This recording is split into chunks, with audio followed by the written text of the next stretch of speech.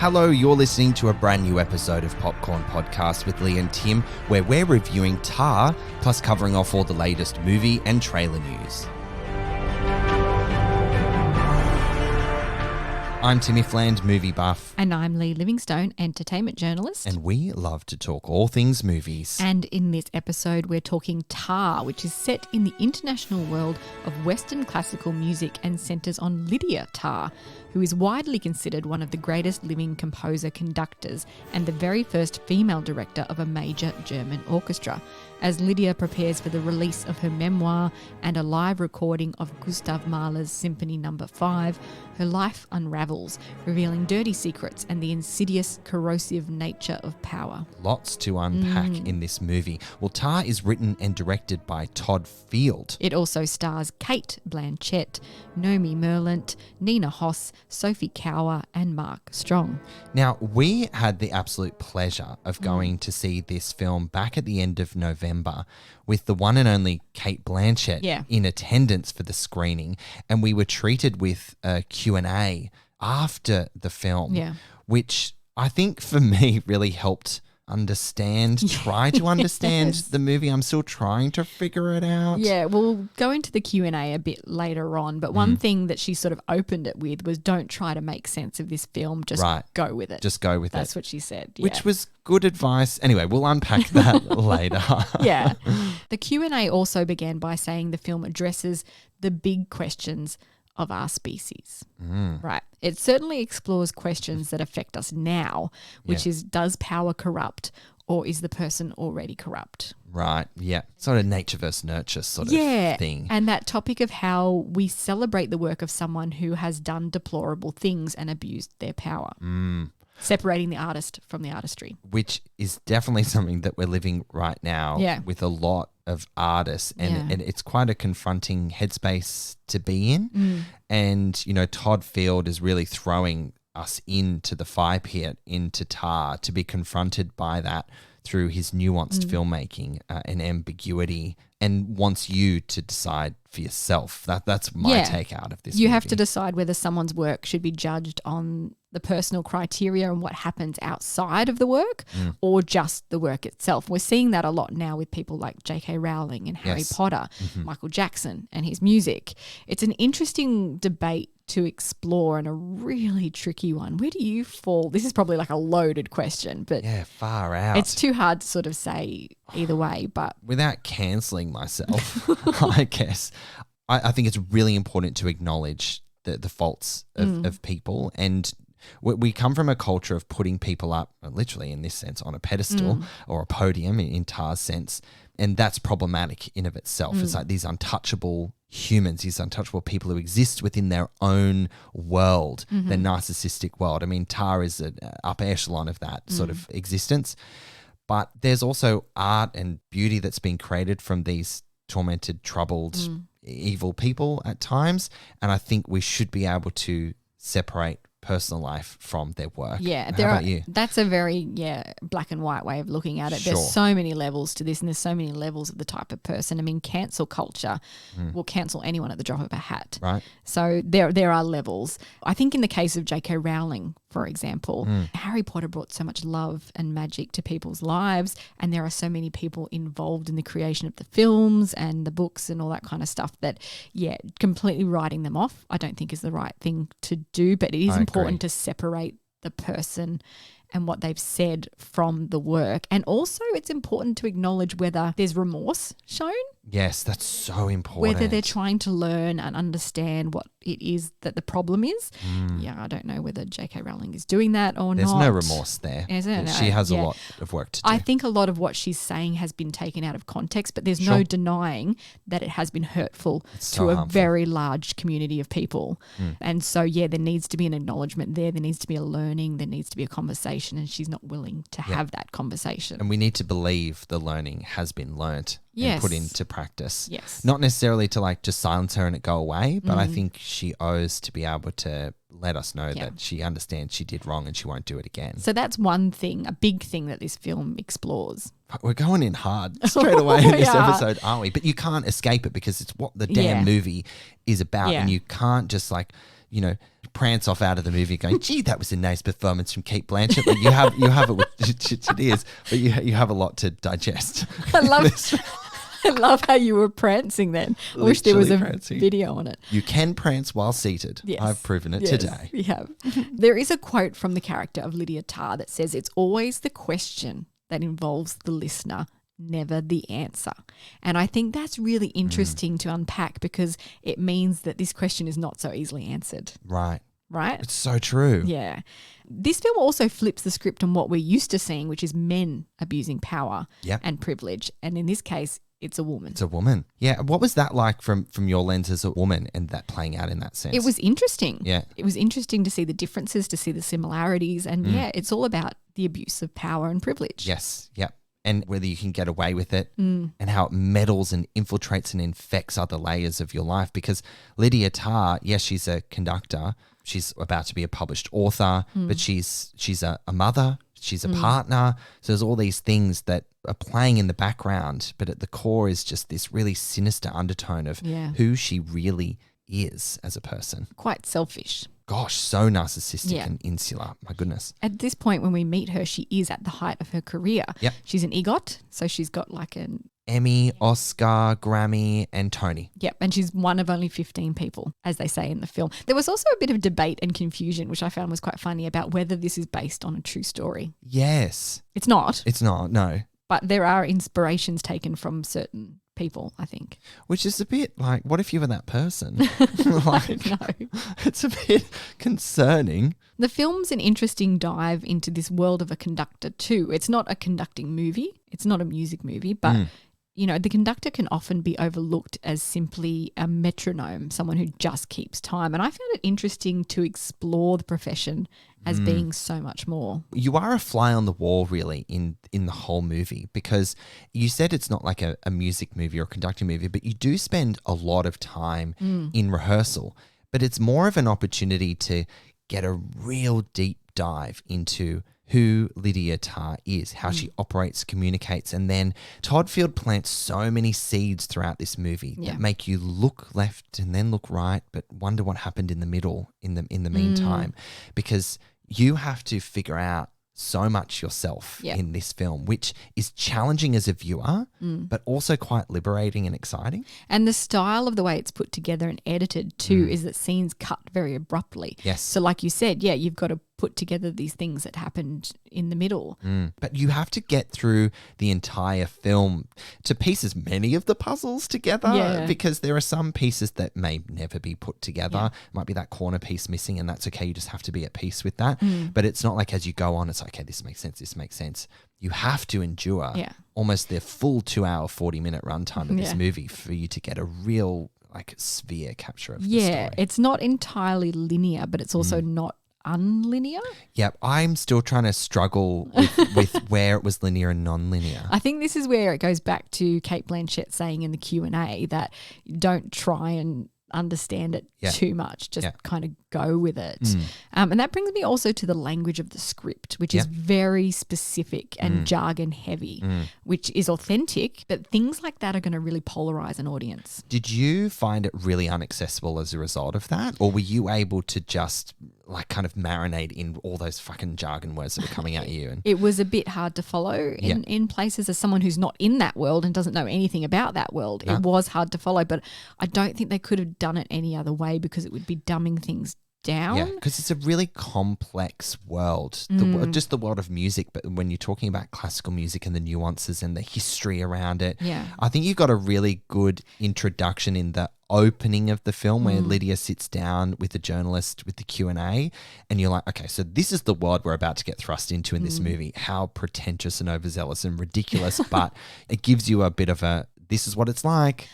Buckle up. I like the word pretentious that you used in there, because there's a lot of philosophical questions addressed by Lydia when she's talking to her students and things like that. It's a very cerebral film, definitely. And I had no idea what she was talking about half the time.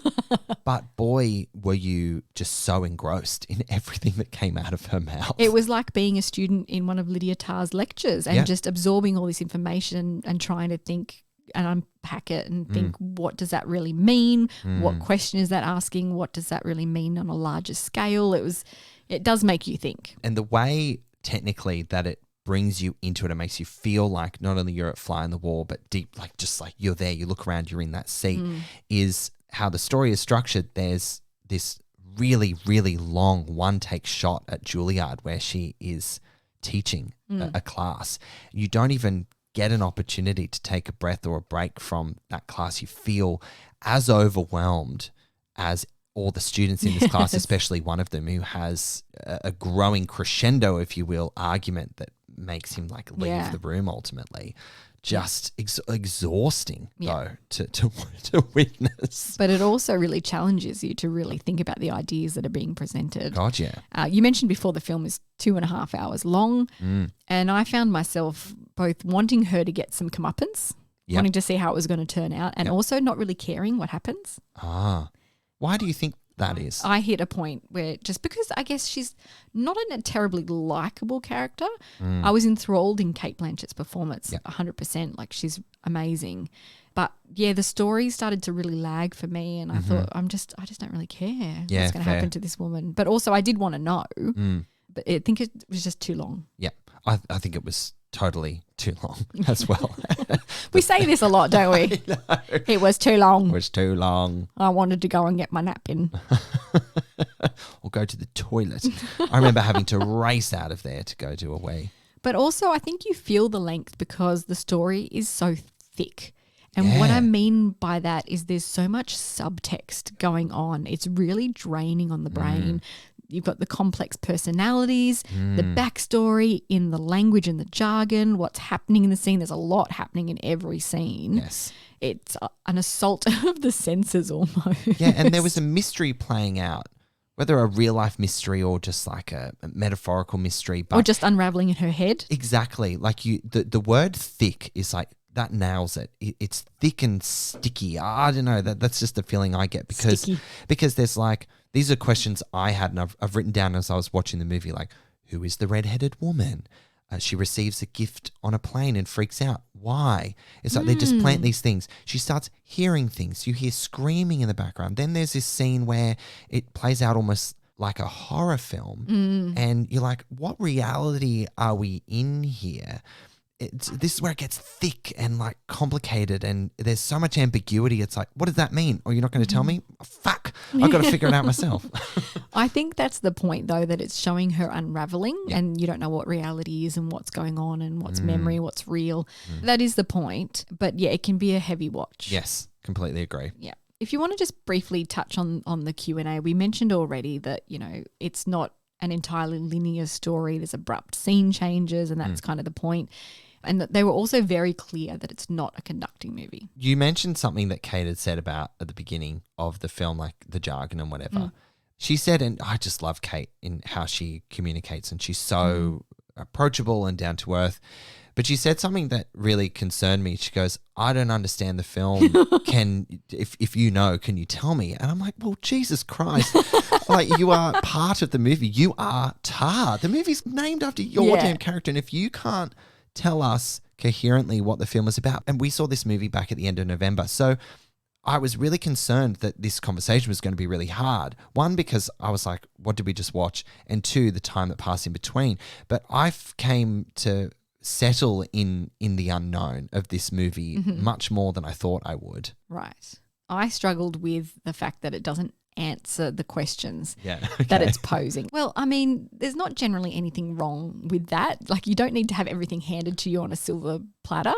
Sure. But I think with such heavy, complicated themes as power, privilege, abuse, you need to dive into that a little bit more. And it didn't. But we're going back to the damn runtime. When you have a 2 hour, 40-minute movie, you're like, how are there so many things unspoken or said or revealed? Like you spent so much time laboring on these little nuances and then just leave them for us to figure out, and I find that frustrating sometimes. So as a top line sentiment, would you say it was trying to pack too much into the film? Yes, but somehow took so long in putting so many things in. Right. Does that make sense? Like, yes, there was a lot going on in it. Like, there were so many nuances in really long scenes. Some might remember Todd Field as Belzer from Twister and a handful of others. So he's an actor primarily. He's been in Eyes Wide Shut, The Haunting, a few other films. He hasn't directed in 15 years. Yeah, it's a long time. Big gap. Not since Little Children, which starred Kate Winslet and Patrick Wilson, which, have you seen that film? Yes, but it was 15 years ago, so I don't remember it. I really enjoyed that work. It also tackles the darker aspects of human weakness and the consequences of our actions and all that. So he has a theme that he likes to explore and his films like to be about. And he also obviously prefers to write and direct. But takes a long time in between projects. Yeah, obviously. So Todd Field said he wrote the script with Cate Blanchett in mind, which I find is really interesting because that can in some ways limit the scope of the film. If you don't get Cate Blanchett in there, what happens? Does the film not get made? I don't know. Or does the actress that ultimately gets cast know that they were the second option? And how does that play into the whole experience? Yeah, and also does it change the kind of film that you're making? But he did get Cate Blanchett, luckily. Did it take 15 years for her to agree? Is that why? No, I don't think so. I think it was quite quick from when she signed on and it got turned around. I saw an interview where she said about 6 months. Really? Yeah. Wow. I mean, when you think about how layered the film is and what she brings to her performance, you think 6 months doesn't feel like much time at all. Another thing that's really amazing about her performance is I read there were some time constraints with having the orchestra that they used on board. They were going to lose the orchestra at the beginning of the film really quickly, and so they had to film all of those scenes first. And Cate Blanchett likes to warm up into her character, so she wanted to do some sort of softer scenes first and kind of find her way and into Lydia Tarr. Bloody hell. But she had to do those incredibly physical performances where she's conducting this orchestra, and we've got to talk about her physicality. My God. Amazing. Honestly, what the hell, woman? So she was really thrown in the deep end, and of course, Cate Blanchett being Cate Blanchett, of course she rocked it. Oh, can you imagine being confronted by the director saying, all those scenes we're going to film, in a couple of months' time, we've got to do them now. Yeah, we're starting the film with them. Wow, gosh. I mean, her physicality. What did you enjoy most about that? Because there's so much to how she presents Lydia Tarr physically that you just mesmerised by it. Oh, absolutely. Because when you think of a conductor, you think of somebody just standing there stoically at the front of an orchestra, just waving their arms about. She does it with her whole body. Yep. And it doesn't look ridiculous. It's bloody impressive. So true. She's so incredible. And the Oscar buzz is, of course, expected. Warranted, for sure. I don't think that this performance in this film sits above the others in contention. I think this is probably Michelle Yeoh's year. Yep. I hope it is anyway. Me too. You've also got probably going to have Viola Davis, because it hasn't been announced yet, but you're probably going to have Viola Davis in there. You're probably going to have Michelle Williams in there for the Fabelmans. All incredible performances. Yeah, what a lineup of extraordinary women. But my money's on Michelle Yeoh. Yeah. Oh, look, I think you've got it, but I mean, Kate will deserve to get this Oscar nomination because it's one of my favorite performances of hers, and purely because of how she just goes for it. She really fucking goes for it. Yeah. And I was obsessed with her physical, like the tics, how she walks out into the auditorium, her breathing rituals, the nose flicks that she does, the constant hand in the pocket. I loved the scenes where she's at a meal and she's playing with the cutlery and she pushes the crumbs that aren't there off the table. There's so much that she fills the space. She's never still in the frame. Yeah. I mean, you're looking at a deeply troubled, narcissistic freak. And it's just all these mannerisms about a character that's so fascinating to me. I think another level of the character that I found interesting was that she actually has an acute sensitivity to sound, something called misophonia. Okay. And it's an interesting character trait for a conductor to have. Yeah, wouldn't that be distracting? Yeah. I mean, that's why she doesn't like chip packets opening, and she didn't like people chewing near her, and it really, really has a visceral reaction for her, and you can see that in Cate Blanchett's performance while she's trying to hold herself together. Yes, for as long as she can. Yeah. You've also got Nomi Merlant, who plays Francesca, which is Lydia Tarr's assistant or an intern, I guess you'd say. Yeah. But she's been promised a big future as a conductor and a chance to show her stuff. But of course, Lydia just kind of keeps dragging her along, dangling the carrot. And maybe she had a relationship with her at some point too. It's implied, isn't it? This is the thing. It's covering a lot, and this is one of those subtext layers to it. And you are convinced, well, I was convinced that at some point in their relationship they had an affair, they had a relationship. you don't know when, for how long. Was she still with her other partner? Like all these unanswered questions, you just have to fill the blanks. But you got a real sense of every person that Lydia comes into contact with, and Francesca is one of them, is that everyone's dispensable. Yes. But they're fighting for her respect at the same time. It's just interesting dynamic. Because of the power she has and what she can do for them. And another one that she does things for, I guess, in the hopes of sexual favours in return, is the character of Olga, played by Sophie Cower, who is a rising cellist who joins the orchestra, but then she's quickly manoeuvred into the first chair position in a very not obvious but also obvious way. Do you know what I mean? She doesn't just put her in the first chair. She makes everyone vote, but she positions it in a way that there's no way she's not going to get it. And everyone's too terrified of her to voice their concern. But you can see in their faces and their reactions, we've seen this before and we know where it leads, and it doesn't end well. So there's all those nuances in not only the script but in the way that the actors are directed, that they help you piece the puzzle together without anything being overtly spelt out to you, which is a task. Yes, but Olga doesn't give her what she wants exactly. She almost manipulates her as much in return, and that starts to be her undoing. She starts making mistakes and careless decisions and things like that, and the lies come crashing down. They always do. Yeah, they always do. Spectacularly in this film, let's say. Well, Lee, how about it? Should we wrap up our take on Tar and share our rating? Let's do it. Tar demonstrates that people are messy and complicated, but does not excuse it. It simply asks that we understand the artist behind the artistry. However, a lack of introspection about power, abuse, and the effects of those did bother me somewhat with this film. Lydia Tar is the architect of her own demise, and it's enthralling to watch it play out through fascinating and expectedly stellar performances in this impressive character study from Todd Field. It will be divisive though.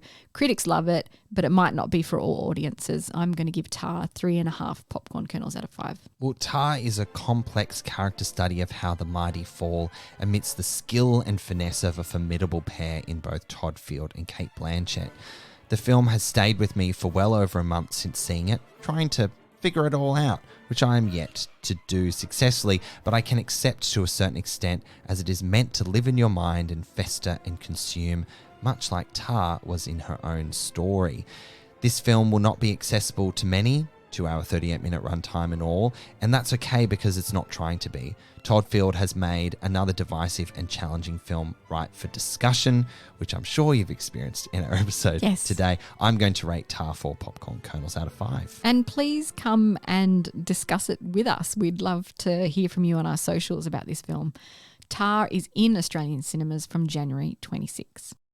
All right, Lee, let's jump into our news and trailer section for the episode, because we've got James Cameron, who has revealed that the third installment of Avatar will be narrated not by Sam Worthington's Jake Sully, but by his hot-headed middle son, Loak, portrayed by Britton Dalton. The director of what is now the 6th highest grossing film of all time, says the next 3 films will have a different narrator for each one after the first 2 were narrated by Jake. Yes, so producer John Landau has also shared that Payakan, the majestic outcast Tulkun who befriends Loak in The Way of Water, will return in the next film, where his special connection with Jake and Neytiri's son will be further explored.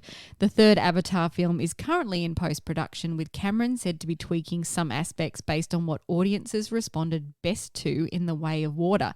And obviously, they responded very well to Loak and Payakan. Yes. I wonder, are they going to go back in the water and do reshoots and things? To capture those new story beats or whatever? It'd be interesting to see what he's tweaking there. Well, I mean, the next film is meant to be, fire people, isn't it? So I don't know how much time we're going to spend in the water world anymore. Yeah, that's true. They're all heating up a little bit. They'll need to cool off in the water after, no doubt.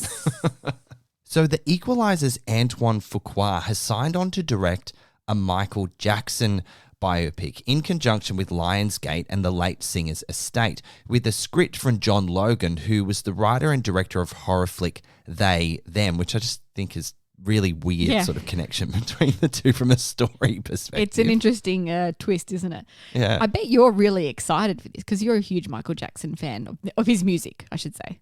Yes, 100%. I'm really nervous. I'm very excited, though, about the allocation of Antoine as the director. Yeah.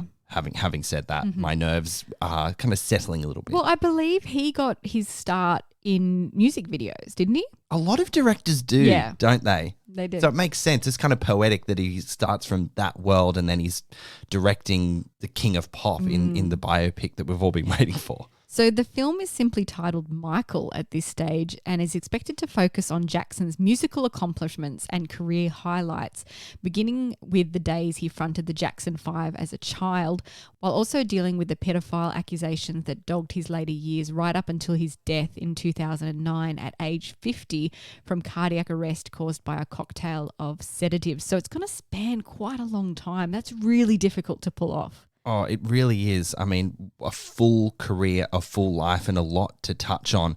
And the next point is where my nerves come from, Lee, because the film is produced by Graham King, who is involved with Bohemian Rhapsody. So will this be the next in a long line of sanitized biopics with the pedigree of that producer, especially after the reception to I Want to Dance with Somebody about Whitney Houston and the recently announced Amy Winehouse biopic starring Marissa Abella that is being roasted online at the moment. Have you seen some of the vitriol about this? The first look images have come out and it just looks like she's got this terrible wig on.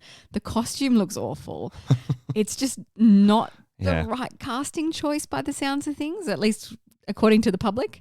I agree. It kind of looks like she's out on Halloween night. It just doesn't feel authentic. You know, there is a fantastic documentary called Amy out there that everybody should really see from Asif Kapadia. Fantastic documentary. That's really all you need. Do we really need to go back into this story with Amy Winehouse? Well, see, this is the argument that we have about biopics and letting people rest, whether we need to go in and reveal their story. But I think it's important for these stories to be told because they've got incredible stories to be told, no matter what angle you're looking at them. I agree with you completely, but does it need to be told in a fictional entertainment kind of way? Like documentaries cover it really well. 100%. And recently we watched over the holidays Blonde based on Marilyn Monroe, which mixed reviews everywhere, including us, in terms of getting our head around why it's a fictitious take on a historical figure and the convoluted nature of the whole thing. Anyway, you can listen to our thoughts on Blonde. We cover it off in our Fablemans episode, which is available now to you. So moving on, we've got the first full exciting trailer for Scream 6, which shows a new Ghostface has followed the survivors of the last film all the way to New York City. This excites me, this new setting, I have to tell you. So chasing Sister Sam, played by Marissa Barrera, and Tara Carpenter, an absolute rising star at the moment in Jenna Ortega, into a convenience store, this Ghostface is being built up as unlike any other Ghostface we've seen before, even disposing of the store owner with a shotgun in his brutal rampage. Yeah, he seems a little bit more intense. He or she, they seem intense. All of the above. Yeah. What do you think about this one? We're going to get 2 killers. Some people have said maybe there's 3. Oh, I don't know. I mean, there's a lot of ground to cover there. So maybe we'll get our first triple Ghostface killer trio. Who knows? Time will tell. In the trailer, Ghostface also calls Gail Weathers, played by Courtney Cox, who tells the killer, you know, you're the 10th guy to try this. It never works out well for the guy in the mask. I love that line. That's really, really good. So good. To which Ghostface eerily replies, there's never been one like me, Gail. Oh, I love the character of Gail, and I'm not ready for her to die if that's her fate in this one, but she's going to put up a pretty mean fight, as we can expect. Well, without Nev Campbell returning as Sydney Prescott due to a pay dispute, boo, Gail is the only original cast member left, and we must protect her at all costs. I completely agree. I'm so nervous. Kill everyone else, keep Gail. Oh, God. Well, look, we won't have to wait long to find out the fate of Gail Weathers because Scream 6 is in Australian cinemas from March 9. Now, Tim, here's some news completely out of left field.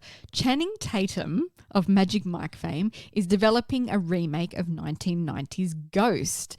I can see your eyes like rolling around in your head. What's going on? I'm dizzy. The original romantic drama stars Demi Moore, Whoopi Goldberg in her Oscar-winning supporting role, and Patrick Swayze as a murdered man whose spirit hangs back from the afterlife to reach out to his bereaved wife through a harassed medium. Now, Ghost took in more than $500 million at the box office back in 1990, which is just a huge number for that time. But Tatum says of the project, "We're going to do something different. I think it needs to change a little bit," referring to some of the poorly aged and problematic stereotypes throughout the film, like Hispanic and Black stereotypes and an emotionally manipulative behaviour of Sam, played by Swayze, towards Molly, that was played by Demi Moore in life. Yeah, he's a bit of a bully in the film before he dies. Like, he's a bit of a dick. Yeah. If you remember. Bit of a dick.